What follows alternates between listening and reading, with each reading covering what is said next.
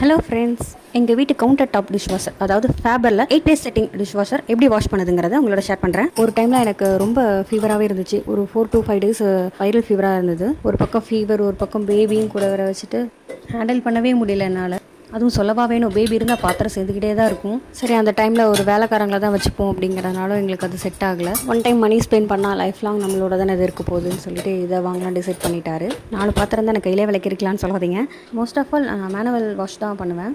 Fever டைம்லையோ இல்லை டக்குன்னு வெளிக்கிளம்புற டைம்லையோ எனக்கு இது ரொம்ப ஹெல்ப்ஃபுல்லாக இருக்கும். ஜஸ்ட் வீடியோ ஷேருக்காக கொஞ்சம் பாத்திரம் மட்டும் நான் போட்டு வாஷ் பண்ணி காட்டியிருக்கேன். ஃபேமிலியில் 3 to 4 மெம்பர்ஸ் இருக்காங்கன்னா இது கரெக்டாக சூட்டபுளாக இருக்கும். எக்ஸ்ட்ராவாக விசில்ஸ் இருந்தாலும் எக்ஸ்ட்ரா மெம்பர்ஸ் இருந்தாலும் பர் டேக்கு 2 times கூட வாஷ் பண்ணிக்கலாம். இதை வாஷ் பண்ணுறதுக்கு லிக்விடு, ரின்ஸு, சால்ட்டு செப்பரேட் கம்பார்ட்மெண்ட்லேயே ஃபில் பண்ணணும். ஆர்எல்ஸ் நம்ம 3-in-1 டேப்லெட் கூட யூஸ் பண்ணலாம். நான் டேப்லெட் தான் யூஸ் பண்ணுறேன்.